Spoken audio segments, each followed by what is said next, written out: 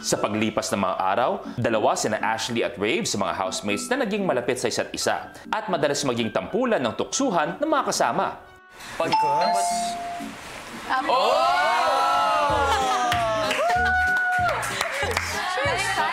tinulak kita, dapat mag-touch kayo. Hello, kuya. Parang masaya kayo. Uy, syempre po, kuya. Hello po. Masaya po kami, kuya. Kasi... ano yung ginagawa mo? Kasama ko parang masaya dahil kasama niya ako eh. Oh, ba't ikaw sumasagot para sa akin? Ako, kuya, masaya ako kasi napatawag po ulit ako sa confession room. Nagpatuloy ang tuksuan hanggang noong pamunuan nila Ashley at Rave ang pagbuo ng Christmas tree sa bahay. Ay, ba't ganyan? Ano nangyari? Na para bang me at the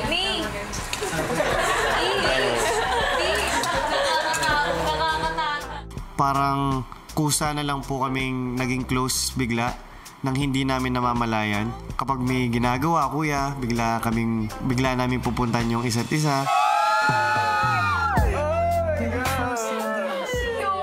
Ramdam ko ng pagmamahal. Kuya, ayaw talaga. Nang unti-unti nang napalapit sa isa't isa, dumating sa puntong umiwas si Ashley kay Rave. Parang siyempre po, close kami.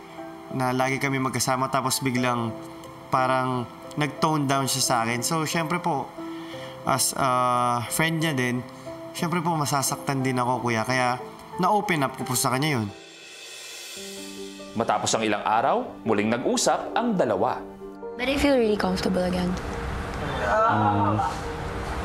Just I had to backspace muna. No. Second backspace muna.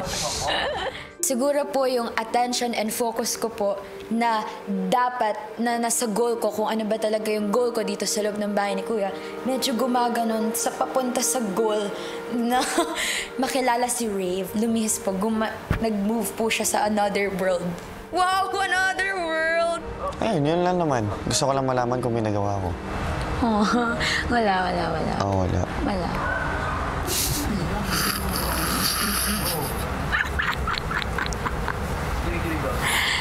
Bro. So, umiwas ka talaga? Ala! Oh my gosh! Oo na nga. Bruh. Pero like, it's just for myself. But like, after naman nun, okay lang explain ako. Ayoko, nahiya na ako. Papakain na lang ako sa lupa. No. Pero ako din naman, minsan, syempre, yun nga yung nangyari. Nasaktan ako. Tapos, ewan, pag minsan, nangyari wala tayong interaction, minsan dinahanap ko. Totoo. Hindi ko alam bakit. Tsaka ayoko pa naman mag-claim. Ng something. Mag-claim? Tapos sabihin ko sa'yo. Alam mo na yun. Mag-claim? Ano claim? Basta. Mag-claim na bla bla bla bla bla. Ganyan din ako mag-explain eh. Ako, kaya gets mo na yun. Ginagaya ko lang yung pag-explain mo.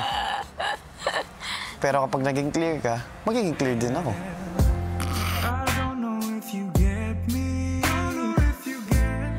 Tara, hindi pwedeng ikaw muna yung mag-clear bago ako. Walang ganun. Pero mas ano kasi yung sa'yo eh. Mas magulo yung sa'yo eh. Oh, paano naging magulo? Hindi ko alam kung seryoso o hindi. Alin? Hindi masabi ng diretso. Bakit? Kasi kailangan sabihin ka.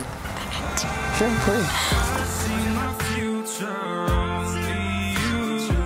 Basta ako ini-express ko lang lahat ng nararamdaman ko dito.